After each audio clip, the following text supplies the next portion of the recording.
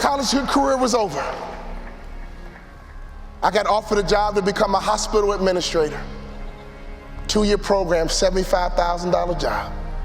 And right before I took the job, my daddy called me on the phone. Let me tell you about my daddy. When I was a little boy, my daddy would always pick me up. When he came home from work, he'd pick me up. When he saw me in the nursery after church, he'd pick me up. No matter how long he worked, no matter how tired he was, my daddy would always pick me up. So when I had my kids, I would always pick up my kids. When I got home, sometimes I was tired. They have a bottle in one hand, and they just lifted up the other hand, and they knew what daddy was supposed to do. My job was to pick them up. This is a spiritual interaction. When you pick up a child, it is a spiritual transaction.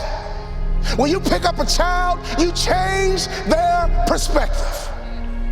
When you pick up a child, all of a sudden they can see the world the way you see it. I don't care what your children have done, there is nothing they can do for you to stop picking them up. Well, my daughter's a drug addict, I don't care, pick her up. My son messes up, I don't care, pick him up. I don't care. You pick them up. That is your job, mama. That is your job, daddy. That is your job, grandma. That is your job, granddad. Your number one job is to pick them up and change their perspective. My saddest day, one day, my daddy looked at me and he said, boy, you too big, I can't pick you up anymore. But when he couldn't pick me up physically, he would pick me up emotionally. He would pick me up spiritually. I had a great dad because he would always pick me up. He would always change my perspective. So my daddy called me on the phone, he asked me a question. He said, son, you had a tough year, what's next? I said, Dad, I'm gonna be a hospital administrator. He said, not bad, but let me ask you a question, son. Do you believe you're an NBA player? You can't outproduce your self-image, son. If you don't think so, go take the job. But if you believe you're an NBA player, go for it. My dad had the self-control and discipline and waited for my answer. And my answer was yes. You're right, Dad. I can't work the rest of my life. But playing in the NBA is a dream I've had ever since I was a little boy. He said, go for it, son. I limped back into my coach's office with a cast on my foot. I said, Coach, what do I need to do to play in the NBA? I asked that question 4 years in a row. With tears in his eyes, he said, son, when I recruited you, I heard you was a mama's boy. But I'm here to tell you, you're just like your daddy. But what do I need to do to play in the NBA? He said, do 2 things you can play in the NBA. Lose 20 pounds and shoot a 3-point shot with range, you can play in the NBA. I think you should be a motivational speaker, son, but if you lose 20 pounds and shoot the 3-point shot with range, you can play in the NBA. I lost 20 pounds, and every day I would shoot 500 shots a day, every single day. I got invited to training camp with the Dallas Mavericks, and not only did I make the team, I became the first ever undrafted rookie free agent in the history of the Dallas Mavericks to start opening night. Could you imagine what was going through my mind? I had not started a basketball game since high school. I got to the arena and they dimmed the lights and they put the spotlight right on me. Right through the spotlight, I saw my mom, my dad, and all my brothers and sisters. They surprised me at the game.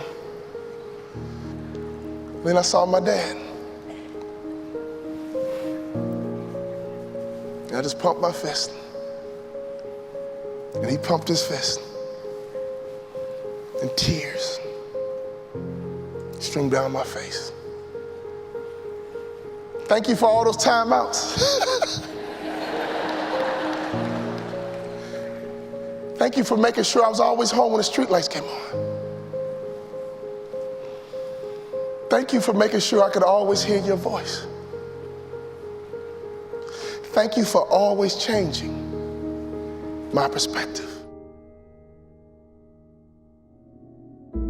I know what it feels like to sit on a bench. I know what it feels like to get knocked down. I know what it feels like to have a hope and a dream, and nobody believes in it but a few people. Go for your dreams. Don't live life with regrets. Go for your dreams. Don't live life with regrets. Go for your dreams. Don't live life with regrets. I could always hear my daddy's voice. You have children, you have grandchildren. Can your children and grandchildren hear your voice? I could always hear my daddy's voice. He would say, go out, have a good time, play with your friends, but don't let the street lights beat you home.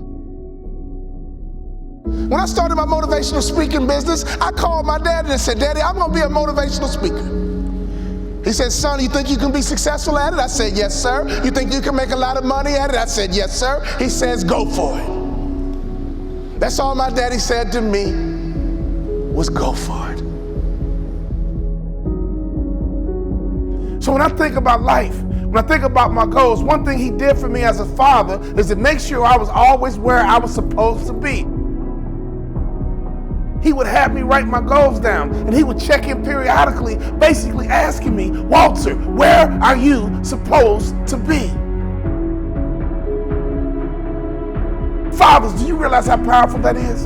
If you ask that question of your kids, what are your goals? What are your future? Who do you want to be when you grow up? And every now and then check in by asking a simple question. Where are you supposed to be? The bell is ringing, and I came to ring your bell and ask you the question, Father, where are you supposed to be? And ask that question to your children.